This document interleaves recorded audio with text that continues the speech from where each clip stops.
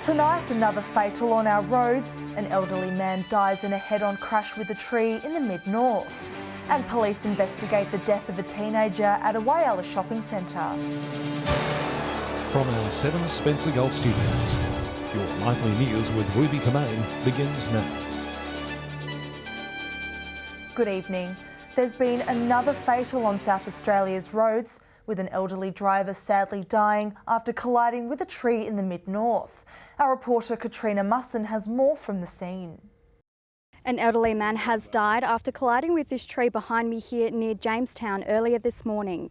Shortly after 9 this morning, emergency services responded to a serious crash in the state's mid-north. Police say members of the public also rushed to the scene to help, but the driver, an 80-year-old man from the area, sadly died at the scene. No, it's relatively straight, so yeah, don't know what could have happened really. This part's okay, they've just done it up, but not far after that, it's just all bumps. Locals say it's tragic news for the tight-knit community. It just makes your heart just go, thump, thump, and think, oh no, another one, it's terrible, it really is. Horrible, very horrible. Deepest sympathy goes out to everyone involved, really. Road diversions remain in place on Wilkins Highway along Williams Road, while major crash officers arrived from Adelaide shortly after 1 p.m. and began conducting investigations around circumstances that led to the crash. The man is the 11th life lost on South Australian roads, compared to 12 at the same time last year. Katrina Musson, 7 Spencer Golf News. Meanwhile, police are investigating the death of a teenager in Whyalla over the weekend. Emergency services were called to the Westland shopping centre at around 8:30 Saturday night after reports a boy had collapsed. The 14-year-old was treated at the scene but sadly died upon arrival at hospital. Police say the circumstances surrounding his death are not suspicious. Police are investigating 2 alleged assaults in Broken Hill on Saturday night. They say a 30-year-old man was assaulted by 3 or 4 people at a property on Eyre Street. The alleged offenders covering their faces and possibly using metal bars to attack the man. He appeared at Broken Hill Hospital just before midnight. Police say they're unsure how he arrived there. Meanwhile, in a separate incident, a security guard was allegedly punched in the face while trying to remove an intoxicated person from a venue on Oxide Street. Anyone with information on either of the assaults is urged to contact local police or Crime Stoppers. A man and woman from Queensland have been charged in relation to a number of alleged thefts and break-ins following a pursuit in Port Lincoln. Police say a patrol spotted a white Holden sedan on Liverpool Street Friday evening, wanted in connection with recent alleged break-ins at sport clubs in the Eyre and York Peninsulas. That vehicle allegedly sped off when police tried to pull the driver over. Road spikes were then deployed nearby. The pair was arrested shortly after and has been charged with a raft of driving, theft and trespass offences. Driving the historic Silverton road will soon be smoother, with major works getting underway from today. While the famous dips will remain, businesses hope the upgrade will improve the experience for outback travellers. Cracked, patchy and bumpy, the drive to Silverton is iconic for its outback feel. But getting out and back will soon be easier and safer, with works to widen the road beginning this morning. The best thing that could have ever happened to the region in God knows how many years. Businesses say the timing of the upgrade couldn't be better, with recent projects and a tourism boom bringing more people to the outback village. I've been a little bit concerned personally with caravans, and it's great to see these people and we need them out here, but that road with the dips tends to sway vans around a bit. 18 kilometres of road will be widened to the tune of $1.5 million from both state and federal governments. 18 local jobs also created during the works. Reduced speed limits and possible lane closures will cause short delays, but the community says it's a price worth paying.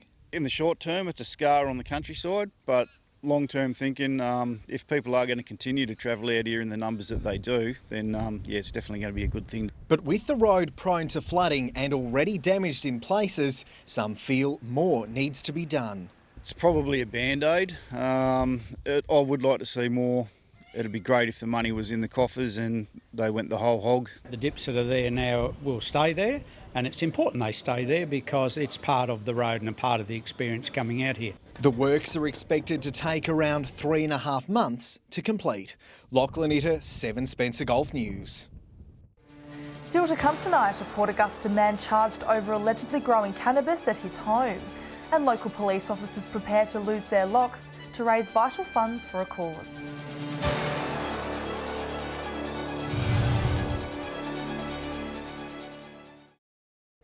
Welcome back. A 60-year-old Port Augusta man has been charged over allegedly growing cannabis at his home. Police say they found 5 plants and a small amount of dried cannabis at the Glyde Street property on Thursday, following reports plants were growing at the premise. The man was reported for cultivating and possession of cannabis and will appear in court at a later date. Anyone with information is urged to contact Crime Stoppers. The long-awaited COVID-19 vaccine rollout across Australia will begin this week, with the first shipment of jabs arriving today. 80,000 doses of the Pfizer vaccine are expected to arrive over the coming days from Europe, with frontline healthcare staff, hotel quarantine workers and those working and living in aged care facilities to be vaccinated first during the last week of February. The wider community will then be expected to roll up their sleeves. 76% of people in South Australia are willing to be vaccinated, according to the latest data. Electricity prices for South Australian households are on the decline, with a new study revealing the average market price dropped more than $100 over the last financial year. The Essential Services report commissioned by South Australia's Energy and Mining Minister showing a 5% drop. Minister Dan Van Holst-Pellekaan says the new prices put hundreds of dollars back into the pockets of hard-working locals. Some Port Augusta police officers are set to lose their locks, now preparing to take part in the world's greatest shave next month. They've already reached more than half of their fundraising target and are urging more locals to donate. Braving the shave for cancer. These police officers from Port Augusta are 3 out of 8 preparing to take part in the world's greatest shave. We've got the opportunity to be able to outreach to multiple people within the community, within the police, within our families and friends, and I think it's just a great idea to do it, and it's just hair, so it'll grow back. Motivated to help raise awareness and funds for the Leukemia Foundation, they say it's a small gesture that will go a long way. We have dedicated our careers to helping people, and they're just some things that we can't help people with, and cancer's obviously one of them. So if we can shave our heads and generate some money and some awareness, I guess it's another way that we can give back to the community. For these female officers, they say committing to shaving their hair for a good cause was a no-brainer. The girls that are shaving, we've been working towards it together and sort of trying to keep each other calm, but I think a fresh start with the hair would be kind of exciting. With a fundraising target of $10,000, the team is already on track to reaching their goal, saying they are grateful to the community for their support. I think raising funds for something like the Leukemia Foundation, it's bigger than us, and it's bigger than us as a community, and our contribution to it will be a blip, but I'm sure it will help in a much bigger way than we realise. The shave will take place on March 18 at the Port Augusta Police Station. Donations can be made online. Katrina Musson, 7 Spencer Golf News. Hockey South Australia has made its way to Whyalla, spending the week visiting the city's primary schools. Whyalla's Nicholson Avenue Primary, one of the first on the list, with students spending the day learning all the tips and tricks to the game. Dribbling the ball across the oval. It's the new skill these primary and upper special options students at Nicholson Primary are gaining. We're over in Whyalla delivering hockey to schools, trying to expose more kids to hockey, knowing that it's quite a small sport but also an Olympic sport, so just trying to raise the profile of hockey in the area. The school's roadshow program, a new initiative, bringing hockey to students in rural areas and across South Australia who otherwise might never get the chance. It's the first year we've been running this initiative, so it's really exciting. So we're hoping to reach 20,000 kids across the state, which is really cool. 8 different primary schools will be participating in the program over the week, with this previous hockey player, Laura Kingsmill, set to continue touring the program to other rural locations. Lucky enough to be over in York Peninsula next week, and we've got other coaches in Port Lincoln and all the way across South Australia. Hockey SA also partnering with local clubs, giving players the opportunity to help mentor the students. For this Whyalla hockey player, she says it's an exciting experience, helping to further her hockey career. I'm trying to get my coaching levels up because I am wanting to coach under-8s this year. The program also helping students develop motor skills, learning how to hold a hockey stick and hitting the ball correctly. I'm having so much fun. I'm having the best day ever. I love hockey. Sophia Contagonis, 7 Spencer Golf News. Stay with us after the break. Broken Hill nurse graduates prepare to join the front line, and a newspaper confirms it will still be printed locally following plenty of speculation.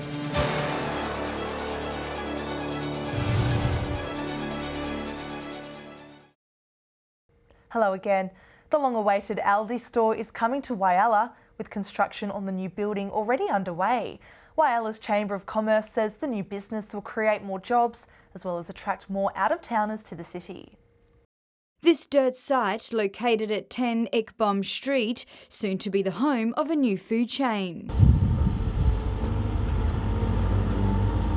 Whyalla's Chamber of Commerce excited by the news, saying the more businesses in the Still City, the better. Quite excited. We like to see sort of new builds and new business coming to town, which is good.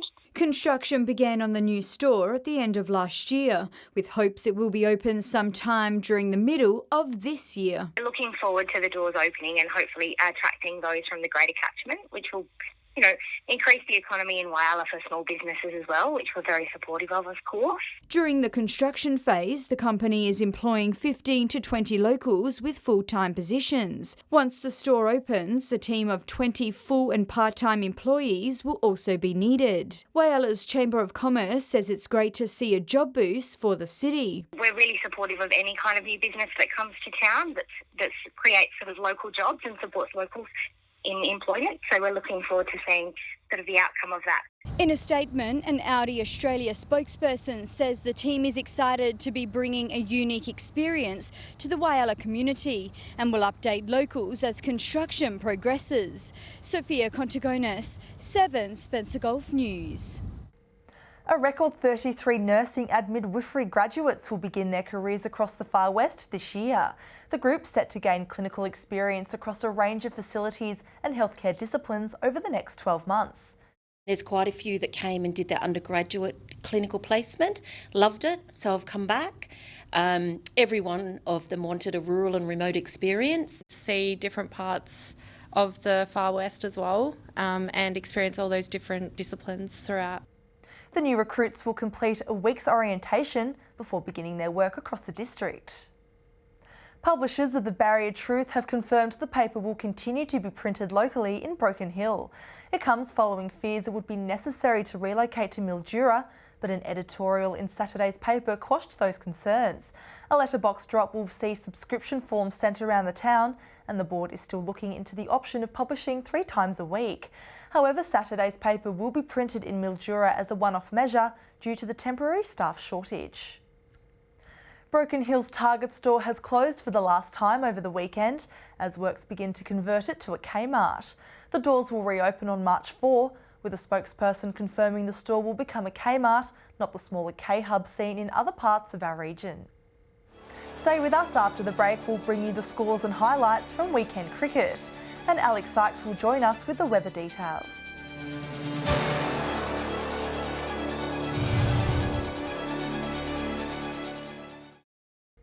Welcome back. With only a few minor rounds left in Broken Hill cricket, the competition should have been heating up, but both games were won comfortably in a low-scoring weekend. Here's Lachlan Itter with this week's Cricket Wrap. Batting first seemed to be a curse for South and Central. Both teams bowled out and easily caught in the run chase. Central facing West at Alma Oval in what should have been a relatively close game, with only 1 round left before the finals. But it was a shaky start for Central. Riley Alvery, the first to fall. With a great catch by Peter Christos in the slips. Chris Jones bowled out minutes later. The two openers out for ducks. Patrick Jenkinson brought some stability for Central. The top batsman for the side securing 26 runs, but with 4 more ducks, Central was all out for 58 after 23 overs. West making light work of the chase, ending 4 for 60 after 14 overs. The scoreboard reflected almost perfectly in the round's other game. South's out for 45, North having no problem meeting that target. In Port Lincoln, the batting first curse was broken. Charlton taking the win against Lincoln South. Waybacks weren't able to chase Todd Rivers' 133 runs, and Southern Air had an easy victory over Tasman. Central Whyalla took away the win against North Whyalla at Memorial Oval, while Rupina made short work of West Whyalla. In Port Augusta's Cricket League, Quorn defeated Central Stirling. Meanwhile, South Augusta had a comfortable win over West, losing just 3 wickets in the process. Finally, to Port Pirie cricket, where Port Germain couldn't match Wandira's 197 runs, and Southport had a narrow win over Props in a low-scoring but close contest. Well done to all of those teams that came away with a win. I'll be back tomorrow night with the rest of the weekend sport. Time now to take a look at what's happening in the weather. Here's Alex. Thanks, Ruby. The fine weather most of us experienced over the weekend continued today with sunny conditions recorded across the Gulf. From 3 p.m, Port Augusta reached 34, Whyalla got to a top of 31 degrees, Port Pirie a high of 33. Looking out further across the region now, Port Lincoln mostly sunny and was 24. Broken Hill, Woodner and Cooper Pedy all reached 33 degrees. Kadina and Cleve both got to a top of 29. Clare sunny 30 degrees. And if you were in Adelaide, it got to a top of 24 degrees there. Taking a look at the satellite image now, some high cloud over the lower southeast of SA is not bringing any rain. Skies are otherwise clear over the state under a broad high and a dry air mass. Moving on to tomorrow's weather outlook now, and we'll start with the Gulf waters. Southeasterly at 15 to 20 knots, decreasing to 10 to 15 knots in the early morning and also again during the evening. Seas at 1 to 1.5 metres, decreasing below 1 metre during the morning. South to southwesterly swell below 1 metre. Those sunny conditions continuing tomorrow with temperatures mainly in the 30s except for in Port Lincoln, where it's set to be mostly sunny and 27 degrees. Cleve sunny and 33, very hot and sunny in Woodner 38. Whyalla and Kadina both sunny and both set to reach a top of 34 degrees. Port Augusta a max of 38. Port Pirie sunny and 37, Clare to top 34 and a degree cooler in Broken Hill 33 degrees. Taking a look further through the week now, and those sunny warm conditions will continue on Wednesday except for in the east of the region.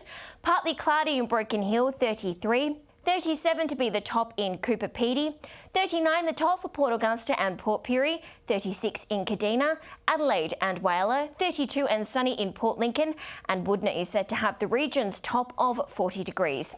Heating up slightly on Thursday with temperatures mainly in the mid to late 30s, Woodner will again record the region's top of 40, Cooper Pedy 38 degrees, 33 in Broken Hill, 39 degrees in both Port Augusta and Port Pirie, 36 degrees across Whyalla, Kadina and Adelaide. Port Lincoln set to reach a top of 32.